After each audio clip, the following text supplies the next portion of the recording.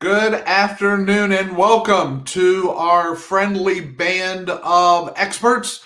This is Listen Up. We're going to be talking about ways and options and processes that you can use to make yourself better in the car business and sales. So my name is Mark Banfield. I am the founder of Banfaith Sales Systems. Banfaith Systems, I specialize in sales development. What we're going to do is we're going to lean on the knowledge of this panel, which is several hundred years. I think probably not that much, but we're going to talk about what we have learned, what we've experienced, and how you can actually use it. We've got a very timely situation that has come up. So we were going to talk about texting this week. We're now going to talk instead about this situation, about the customer experience and how you can deal with that. So again, welcome. Thank you for coming. If you would, hit the like button, hit the share button down at the bottom, and let everyone know we're here every Thursday, 12 o'clock sharp, so that you can spend the next 30 minutes with us and learn something to make yourself better. So joining me today will be, first of all, Mark. Mark is in the wilderness area. He's got fall going on up in Michigan. So, Mark, you want to go ahead and introduce yourself? Hey, guys, I'm Mark Shinneberry. Glad to be here talking about communication, I believe, today. All right. Anything else you want to say? No, that's it. Okay. So, joining Mark and myself, the two Marks, will be Alex. Alex, you want to introduce yourself? Hello, I'm Alex Thayer from Michigan Dealer Service. Looking forward to the story today and just kind of digging in and talking about communication with customers and dealerships and all that good stuff. So glad to be here. All right. Lastly and not least, we have Ron Catronio. Ron, you want to do an intro? Hey, good afternoon, everybody. How you doing? Ron Catronio, Professional Edge, South Florida-based training. And we're here to tell you some good stuff. Listen up, because there's some valuable info to be captured today. All right, so this is the squad today. So we've got a nice quadrant going on here for four of us. So what we're going to talk about is the customer experience. What customers expect versus far too often what they get, and the break in that situation and the damage it causes and how we can actually overcome that. So we know the world has changed. We know things are different. Whether you want to say different or if you just want to say it's been accelerated by what's happened in this country with COVID this year, the isolation, the quarantine we all went through, business had to change and adapt. There were new ways that things needed to be done. We've been talking about that since this thing started way back in April. But now the reality is customers have come to expect a different process. They have come to expect doing things differently. And now that we're coming out of the summer, we're coming out of the isolation, out of the quarantine, unfortunately, too many businesses, dealerships is where we're focusing on, are wanting to go back to precisely and exactly what they were doing before, and that's causing problems, and it's going to cause problems. And if you don't adapt, you're going to have problems. So, to set the stage for our discussion today, Ron just recently had a personal experience himself. This was him. This isn't someone he knows. This isn't something we're making up. Ron went through this himself. So, Ron, I'm going to give you the stage to go ahead and talk and tell us what you just experienced. Thank you, Mark. Yeah, I about 2 weeks ago, I decided that I wanted to possibly trade out of my existing lease into a new lease, and I started to, poke around a little bit. So I have an existing lease, which is a Chevrolet Equinox, and I like the truck. So I said, I'd have another one. So I contacted a Chevy store. Well, I actually went onto the GM Financial site. I submitted my information online. In about 8 seconds, it came back and said, you're approved for up to $900 a month. No way was I going to spend $900 a month, but good news. So pick your dealer. So there's several at the bottom of the screen. I picked the one closest to my house. So next thing I know, they told me they'd be in touch. Well, the funny thing is that they weren't in touch. So I reached out, finally heard from a salesman at that particular dealership and told them what I was trying to accomplish. And it was a little bit resistant. I mean, not very accommodating, just wasn't a really nice experience. It was okay. It was adequate, but it wasn't good. So I said, listen, with what's going on in this pandemic, I don't want to drive 45 minutes or 15 minutes to a store. I want someone to come over and help me at my home. Bring the car out, show it to me, let me drive it. I'm going to make a decision rapidly. Well, next thing I know, he says he would do that. He actually, I think at the time, made an appointment to come the next day, and at 4 o'clock, and I get a text at 3:59 that said something came up. I can't make it. I'll get in touch with you Tuesday or Wednesday. Never got in touch with me Tuesday or Wednesday, so I reached back out again, and then I get a sales manager who tells me, "Oh, we don't do that." I said, "You don't do what? You don't sell cars?" He says, "No, we don't bring it to you. You have to come here." "I don't want to come there. I want you to come to me." "Well, we don't do that. So then I should go someplace else." That's pretty much what he said. Take your business elsewhere. Hey, you got to be kidding me. I'm a guy that's pre-approved at GM. I have an existing lease. I have the credit. I want a car, and you don't want to accommodate me? It's going to be one of the easiest sales you've ever had. Well, not interested. Flat out not interested. Finally, back and forth, and I get a little, being my Italian nature comes out. I get a little rambunctious, and I say, "You guys got to be kidding me."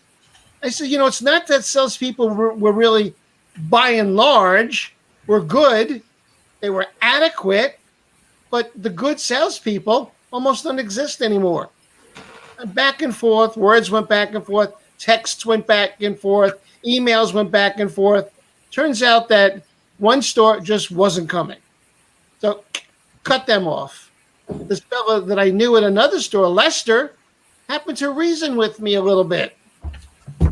I knew the guy, so I was a little more relaxed. He's the GM. He's talking to me, and I'm listening, and I'm saying, "I understand, yes." He said, "Here's what I'm going to do for you, Ron. I'll have the car pulled out front. I'll have a salesman standing there ready for you. We'll do our homework in advance." I went there. Turns out that I wasn't eligible for a pull ahead. It was too early. So I'd have to carry negative into a new lease. I don't want to do that. I want to get out clean, which most of us want to do. We owe money on a car. So turns out that, okay, we're not going to do this now, but we'll look to do it in April next year. Well, GM might have a program sooner that tells me, okay, we'll get you out in 6 months and 4 months, and I can go out sooner. And here's all the parameters. I don't want to put I've never put money down on a lease. I don't want to put money down. I want my payment at or below what I'm paying now. I want the mileage to be, because I'm giving him all the solutions, giving him all the answers. All he's got to do is say, okay, here it is. Boom, done. I can't tell you how many times I bought vehicles that I walked in, handed the keys, got a new set, drove out, signed the paperwork in 5 minutes, I'm done. Okay, so Ron, let me ask you a question.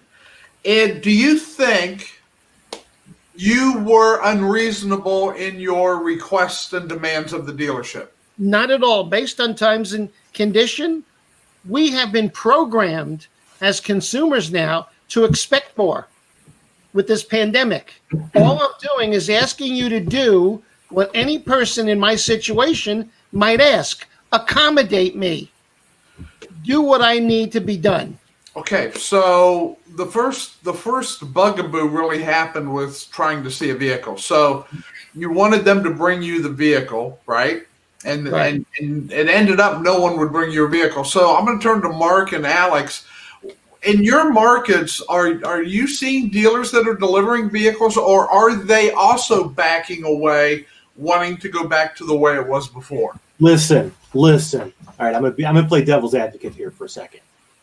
I am so busy right now. I'm selling so many cars. I don't have time to bring a car to your house, Ron, because I've got 5 other customers lined up trying to buy that car right now on the lot. So, yeah, you're just going to have to come here. Forget it. Alex? You know, there's a fine line between having a good process in your dealership and following it, and being able to adjust to what the customer needs at a given situation. You know, I think there's a lot of dealers out there that do pick up delivery, home test drives, but I think it's very easy to slip back into for dealers. No, you just have to come here. We're not going to do that anymore. Well, and so it's a fine line, and you know, I think the dealers that are engaged with consumers, and they'll be able to move forward and do home deliveries and have that type of thing. And I was having a little bit of fun with that, but think about it. That's what's going on right now. Yeah. Everyone's low on inventory. They're starting to ramp up and get new car inventory in, but they've been low on new car inventory all summer. And now, people are still buying cars. So, there's been more of a demand than they had to supply for. So it's created somewhat of a unique situation. And Alex is spot on. It's real easy to slip back into that old, hey, you got to follow our process. You got to jump through our hoops. So let me ask you a question. Ron, I'm sorry. Ron, you're getting ready to say something? Yeah. I'll tell salespeople this, and I'll say it. I've said it before, and I'll say it again, and I'll say it always. You are a personal services corporation. Mm-hmm. You work for you. You represent your product and dealership to the consumer. You've got to view your business as just that, a business. If you're working effectively and Joe Schmo calls me up and says, here's my situation, I'm going to work it out in my schedule to accommodate him. Me. Now, maybe Bob next door to me in the next booth, he don't want to do that. I do. When I sold cars, let me give you a quick kind of a capsule thing here. I sold cars for just 3 years. My first year, I sold 78 cars, and I made $34,000. My second year, I sold 101 cars, and I made over 6 figures. My third year, I sold 107 the second year. The third year, 117. And that 117, I made huge money. You know why? Because I did things the average guy wouldn't do. I accommodated my customer. I went to my customer. I met them at home, at work. Wherever it required me to go is what I did. I was in my own little world of automotive marketing. My boss didn't give a shit what I did. I was producing numbers. He was kissing me on the lips. So let me ask a question. Then we've got dealerships that are again, changing status quo is hard. So changing what they've been doing to something new is hard. We know that, right? Mm-hmm. So they're not used to doing home test drives, home deliveries, right? They were forced to do it for a short period of time, and I'm sure they didn't like it. Now they can get away from it. Can a case be made? And wait a minute, before I say that statement. On the other hand, you've got people like Carvana, Vroom, and those type of companies that are thriving on making the online process, the delivery, virtual or the remote delivery process seamless and good and well. Okay, so they're doing that, and they're growing massively. Dealerships are still selling. They're still projecting millions of cars are going to be sold by dealerships. Can a case be made that there's a place for both ways of doing business? Of course. Of course. So is not doing remote deliveries going to hurt dealers? Some.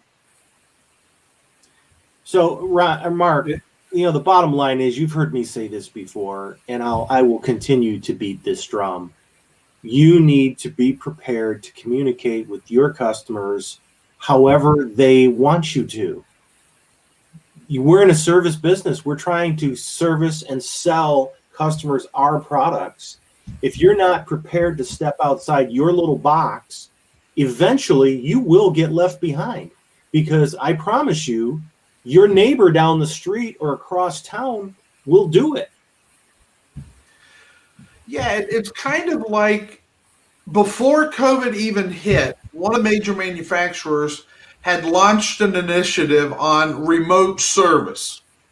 So the dealers that signed up for the program would buy a large cargo van type of vehicle and equip it to be able to do oil changes and tune-ups and some basic maintenance where the customer is, where their vehicle is. Surprisingly, only a small percentage of the dealer body elected to do it.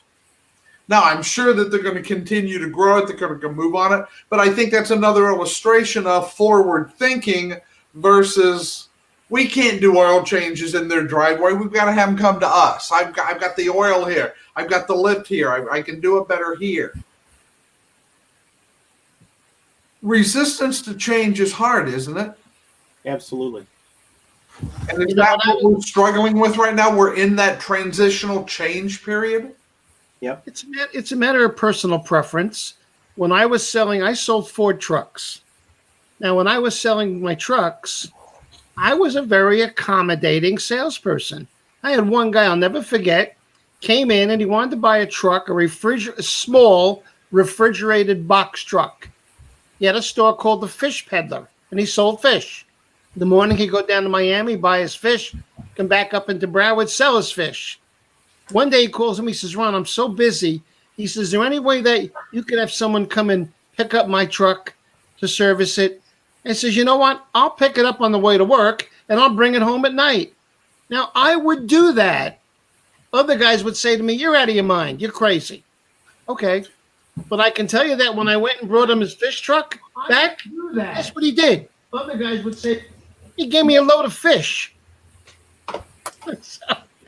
Okay, so if the dealership, and this is a dealership, all right, so what we're talking about is dealership policy. Salespeople have little control over this. Am I correct in that? No, they have all the control over it. So if a dealership says doesn't necessarily want to do the remote test drive situation, a salesperson can overrule that? I did. So Alex, you're in dealers a lot, right? You know what I did one time? I took a guy that came in to look at a Thunderbird, and he wanted to look at a Buick Grand National. I put him in the Thunderbird and drove him to Reef Buick, went in, spoke to the general sales manager, told him who I was, and I wanted to show his black Grand National on the showroom floor. I ended up selling that car. When I got back to the dealership, my boss said, where were you? And that's great, and I hear that, but again, I don't think that's the way it is at a lot of dealerships. So, Alex, you want to Yeah, I think if a salesperson's got a customer that they've sold some cars to, or even a fresh customer, and they go to their sales manager and say, hey, look, I've got a customer that wants me to take it to them. I'm just going to be gone 15, 20 minutes. I'll be right back. Okay. I would be surprised if many dealerships had a problem with that. So I'm going to call you out on something here, Alex. 15 to 20 minutes, really? Whatever the time frame is, I'll be gone for an hour. I'm going to go over my lunch. How long and is it swing back. really going to take for that salesperson to take him a car, take him on a proper test drive, and get back? Mark? 2 hours. There you go. I'm thinking 2 hours minimum. 15 minutes to get to the house, drop it off, say hello, and get back. All right, Let so them test drive. so you're saying you don't stay with the car as the salesperson? I think in this situation, yeah, with the pandemic, people don't want to have somebody else in the car with them. And if you know the customer, you've sold them a few cars, I think there's a basis for allowing that customer to drive the vehicle for a couple hours. Okay. Especially, So, there's different things to that you can do to accommodate that. But Right. I think Mark? So let's circle back here for a second. Let's pull it back in. We all of us know what the real problem is. The real problem is they're really busy right now. They're selling a bunch of cars. They're fat and happy, right? So why would I want to leave? I'm the salesperson. Why would I want to leave and miss an opportunity? Or why would I want to leave and actually do all that work to maybe get a sale? Yeah, Let's 2 just- hours. 2 I hours got- off site. Yeah, let's just force them to come to us. I would say going back. Reality. I'm sorry, Yeah. Alex, go ahead. No, that's all right. To answer that question, why would you do it? It's what we've been talking about is building your own brand. You're not focused on the dealership's brand. You as a salesperson with a long-term outlook, what is making a stronger customer for yourself no matter what dealership you're at? Having your customer call you and say, yeah, you know what? I will be right there. I don't want to sell you one car. I want to sell you 5, 6, 7, 8, and all your family cars as well. There you go. There you go. Dropping that car Amen off to and that. accommodating the customer during this time will accomplish that 100%, and you'll sell a lot more cars because of it. So let me With ask the you, long-term outlook. That's let me ask it's, this it's question. building your own brand and controlling your customer database. You go to a different dealership. Do you know? Do you have your customer database some way, shape, or form? You can't take dealers' data, but are they your customers or not? And how do you take care of your customers? Great point. I want to go again. I got these questions that are off on, I don't want to say tangents, but whatever. So, do you think it's a valid business decision to tell that customer we're not bringing the car to you? You got to come in here to not do these in-home demo drives? Hands down, it is a huge mistake, and it's very short-sighted to do that. Okay, but they're doing it, as you said, right? When I was selling cars, I was in the car business all the time, not part-time. So I was always focused on trying to create a positive outcome. If it took extra effort to do that, I was going to do it. That's me. You ran into a person that said, all right, I can't take the car to you. I still want to try and sell you a car. And he was able to meet you halfway. Exactly. There's still an effort into accommodating your request, which Exactly. one dealership was able to do and one was not. And he strengthened your perception of them, even though they couldn't do exactly what you wanted. He appealed to my common sense. Yeah. Okay, so we've only got about 10 minutes left here, but I want to dive into something else that happened at the beginning of your story, Ron. I picked up on something that I want to dig into. So when you decided, you did your research, you went to the GM website, you got approved, you found the vehicle you wanted, you found a dealership that had it, right? So they contacted you or you contacted them, one or the other. They had this information or whatever on this car. What conversation about you happened at that point in time? Or was it merely you saying, bring the car, that's the car I want, bring it to me so I can see it? There was virtually no conversation.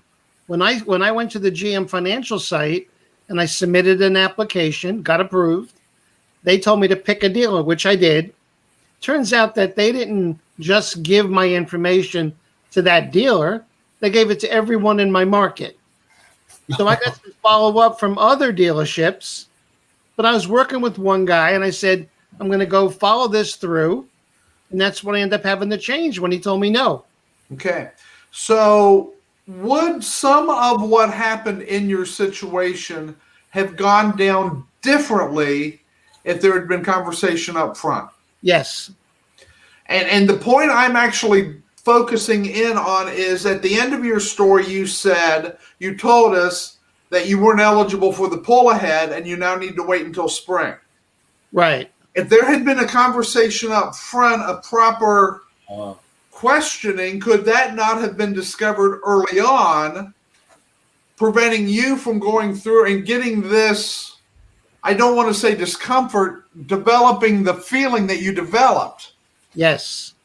You So know, Yeah, we've good talked point. about that, Yeah. right? So find Well, out. let me ask a question. Based on how everything happened, Ron, are you going to go back to that dealer in the spring and try I'm to going to buy go your back next to car? I'm going to go back to Lester Nunez because So he was. not the one who stood you up, but the one who worked with you a little bit. Yeah, I'm going to go back and see him in April, if not sooner. He's told the salesperson, and we spoke briefly. If the pull ahead comes to be, or if I get notice of a pull ahead from GM, I'll reach out to you. You reach out to me. So it's just a matter of the ambition to do what it takes to make a deal. You don't get into the ring with a boxer if you're going to run around and hide from the other fighter. You get in the ring and you start duking it out. You do it politely, you do it professionally, and you get the results you want. You hammer out a deal. Okay. Yeah, so again, I wanted to make sure we talked about that again. We've talked about the salesperson needs to communicate, needs to ask questions, need to focus in on the customer's needs and situation. And they could have easily have found out you didn't qualify up front. Yeah, you were approved from GM. You were being a customer that were dictating terms. But does that mean as a salesperson you roll over and play dead? Well, they did no fact finding or qualifying. Now, I'm already qualified, but they didn't gather the information they needed. They did no discovery. Just a short guy to say to me, well, we still got X, Y, and Z. Right. So let me ask a question. Mark, you're kind of sort of familiar with GM procedures, right? Kind of Would the dealership have had Ron's lease information and know that the initial dealership know that he was not eligible for a pull ahead? Well, they very well could have. Yes, they could have had that information up front and determined that he wasn't eligible and therefore wasn't going to waste their time bringing the car out. And without telling him that, could that have been this? Now, if like Ron just said, if they would have communicated that with them and did a little discovery, had a little conversation, there would have been a totally different outcome, I'm sure. When I went to the store too, I printed the approval page that they sent me. I printed my account information page, which had my VIN and my account number and my payment and the number of payments left. And I printed my payments page. So since the inception of my lease up until the first part of October, I paid like a Swiss watch. You're looking at a very qualified candidate. All I want is another car. Right. I'm about to do something next month that I have never done in my life. That's pay off a car. So, congratulations. That's awesome. Yeah. Without getting too deep into the weeds, there are also possibly things the dealership could have done to overcome your fears of carrying negative equity forward, of no down payment. They can do things, right? So they potentially could have gotten you into a car if they would have worked with you better. Is that a fair statement? Yeah, if they would have been a little more orchestrative, yeah. I just was just thinking this through, and I'm pretty sure I know exactly how the conversation went at the dealership.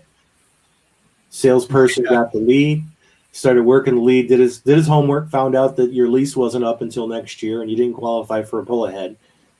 Went to the sales manager and said, I got this guy. He wants me to bring out the Blazer to his house. He can't even do anything till next April. I don't want to do that. And the sales manager said, yeah, the hell with him. No, we're not doing that. We're not going to waste all our time. For a shopper that's a good theory, except the salesperson just didn't say that.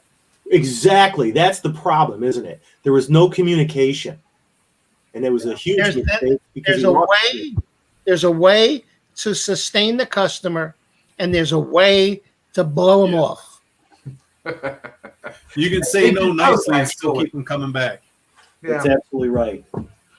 All right, guys, good conversation, good points. Ron, that's a great real-life situation that happened, and I'm glad we got to talk about it today, and yet come up with solutions of how that could have been avoided and how that could have been dealt with far, far differently. So what we're going to do right now is it's the end of the show. It's the soapbox moment where you're going to be able to have the spotlight and be able to talk about whatever you want to talk about for the next minute or so. So, Ron, since this has been your episode here, we're going to start with you. So you're on. Hey, I tell you what, I'm excited about Friday night when the Heat take on the Lakers again and hopefully win 2 games and bring it into Game 5. So I'm excited to watch those guys do their job and compete at the highest level of basketball. You're a salesperson, compete at the highest level of automotive retail sales. Okay, very nice, very nice. Alex, we're going to go to you next. Hello, Alex there. It was a good conversation today. I look forward to the next one. Keep going. Think about your brand and how do you improve your brand as a salesperson. Yep. Okay, Mark. I'm going to close this up by just saying communicate with your customers, with your potential customers. Be transparent, totally transparent. Today, as it always has been, but it's even more so today, transparency is everything. Okay. Finally, I'm going to go this way. Keep you guys on the screen. So, for my soapbox moment, again, I think the situation that happened to Ron, there's 2 things I take out of it. First of all, communicate. Find out from the customer, even though they're giving you that, I want this, I've done this, I'm approved here. It's a cut and dry deal. You still got to dig and find out some information, because if they had done that, this thing could have gone far differently with Ron, and Ron could have been not a dissatisfied customer, but a satisfied customer. Secondly, the whole process of whether or not you want to take a car offsite, do a remote test drive, remote deliveries, that is something that's in flux in this society right now. We're trying to figure out where the balance is between the two.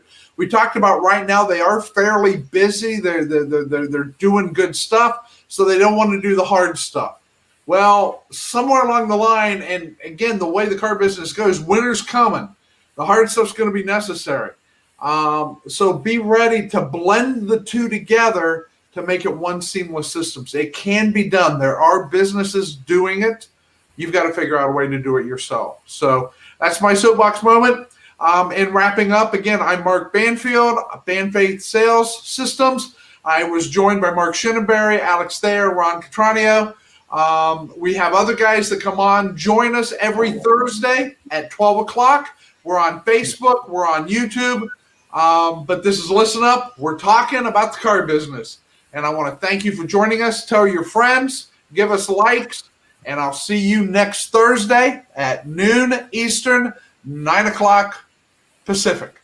Have a great week. Take care, guys.